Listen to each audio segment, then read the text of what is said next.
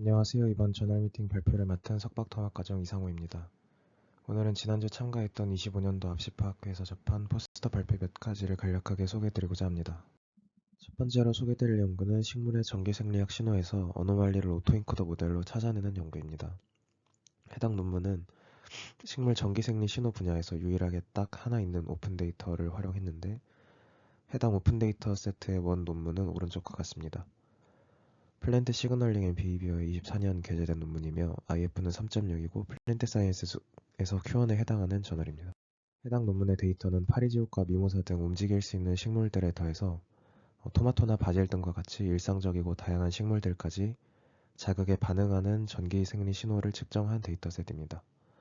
플랜트 스파이커 박스라는 장비를 사용했고 이게 백야드 브레인이라는 회사의 제품인데 이 논문도 해당 회사에서 나온 논문입니다.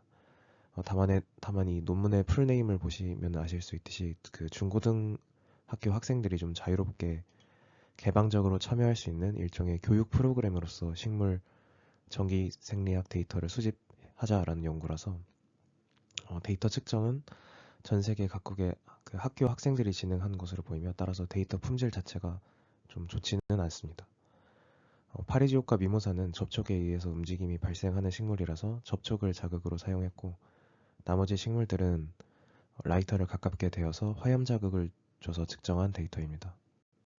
사용한 데이터 세트 구성을 보면 자극의 시작과 끝 타임 포인트가 잘 안 찍혀 있다거나 데이터가 불완전하다거나 하는 문제로 식물 종류별로 사용된 데이터량이 조금씩 다른 한계점이 있고 오른쪽 표에서 보실 수 있듯이 이게 바질인데 바질 데이터가 제일 많이 사용됐다고 합니다. 식물의 자극이 가해진 후에 나타난 식물의 전기생리학적인 이 반응을 어노말리라고 지정하고 연구의 목적은 이 어노말리를 찾아내는 것입니다. 제안된 방식은 사진과 같은데 처음에는 먼저 오토인커더에 신호 중 자극이 가해지기 전 이 정상 부분만 넣어서 학습을 시키게 됩니다. 그럼 이 모델은 신호 앞쪽만 보고 이제 뒤쪽에 나오는 신호를 정상 신호처럼 이렇게 리컨스트럭션 해주는 오토인코더 모델이 됩니다. 근데 만약에 그 식물에게서 나오는 신호가 어떠한 자극에 의해서 갑자기 변하면 이 리컨스트럭션 해주는 모델의 아웃풋과 실제 신호 간의 차이, 그러니까 리컨스트럭션 에러가 커지게 되고 이러한 에러가 임계값을 넘을 시에 어노말리로 간주를 하게 됩니다. 이 슬라이드는 데이터 전처리 과정에서 베이스라인 커렉션 비슷하게 그 드리프트를 좀 잡아주는 처리가 있었는데 전처리를 해주는 게 좀 더 좋다라는 이 결과를 보여주는 슬라이드입니다.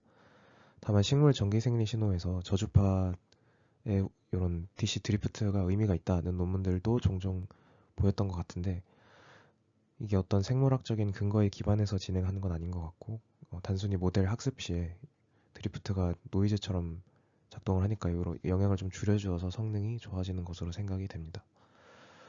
이 모델의 성능을 평가할 때는 모델이 예측한 어노말리의 구간이 실제 어노말리 구간과 얼마나 일치하는지 IOU라는 지표로 평가를 하며 완벽하게 일치할 경우 최대값인 1을 가지게 됩니다. 다음은 전체 결과입니다. 여러 식물종 중에 4개 정도만 유의미한 정확도를 얻었다고 하고 오른쪽은 예측이 잘 된 예시와 잘 안 된 예시를 보여줍니다.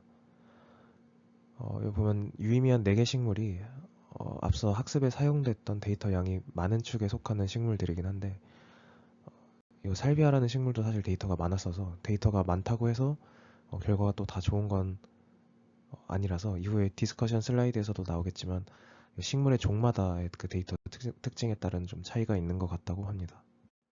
다음 슬라이드는 한계점과 디스커션인데 모델이 단순 노이즈와 어노말리를 잘 구분하지 못하는 경향을 보였다고 합니다. 또 종별 특성이 달라서 모델 정확도도 식물 종별로 상이하며 이후에 모델 일반화 등을 진행할 예정이라고 합니다. 연구를 보면서 들었던 생각은 그냥 로우 시그널을 넣으면 어떤 자극을 줬는지 종류나 아니면 어노말리 발생을 클래시피케이션 해주는 모델을 쓰면 되는데 굳이 리컨스트럭션 기반의 어노말리 디텍션을 써야 되는 이유가 뭔가 하는 의문이 조금 들었던 것 같습니다. 굳이 장점을 찾자면 정상 데이터만 가지고도 모델을 학습시킬 수가 있다. 학습의 비정상 데이터는 굳이 없어도 된다 정도가 있을 것 같은데 그 대신에 이게 어떤 자극에 의한 건지 아니면 뭐 온도가 잘못된 건지 습도가 잘못된 건지 질병이 발생한 건지 아니면 단순히 바람이 불어서 노이즈가 나온 건지 이런 구분이 안 되는 문제도 동시에 발생할 것 같아서 딱히 막 엄청난 장점이라고 생각되진 않았습니다. 또 클래시피케이션 하는 모델에 비해서 자극의 종류나 식물 종류가 달라져도 일반화 측면에서 조금 좋을 수 있나 싶기도 했는데 네 가지 식물 종에 대해서만 잘 작동한다는 걸 보면 딱히 일반화가 잘 되는 것 같지도 않아서 해당 연구의 그 노벨티를 조금 더 확실하게 언급해 주었으면 좋았을 것 같다는 아쉬움이 있었습니다. 사실 누군가가 식물 관련 연구를 실제로 진행하고 있는 모습을 처음 봐서 그런가 발표 내용과 관계없이 엄청 재미있게 들었던 것 같고 아쉽게도 이 발표를 들은 게 제 발표가 시작하기 30분 전이라서 준비하느라 질문을 많이 하거나 하지는 못했는데 나중에 요 해당 저자분의 논문이 나오거나 하면 따로 저널 미팅에서 소개드리거나 해보도록 하겠습니다. 다음은 원숭이 대상 인베이시브 BCI에 스파이킹 뉴럴 네트워크를 적용한 연구로 원숭이의 손가락 속도를 RSNN 기반의 스파이킹 뉴럴 네트워크로 분류하며 이때 다양한 경량화나 성능 향상 기법의 비교를 수행한 연구입니다. 해당 논문에서 사용한 프레임워크는 우측의 논문에서 제안된 스파이킹 뉴럴 네트워크 전용 벤치마크 프로그램이며 이 논문에서 제안된 파이프라인대로 데이터를 쓰고 처리를 하고 학습 및 벤치마킹을 진행했다고 합니다.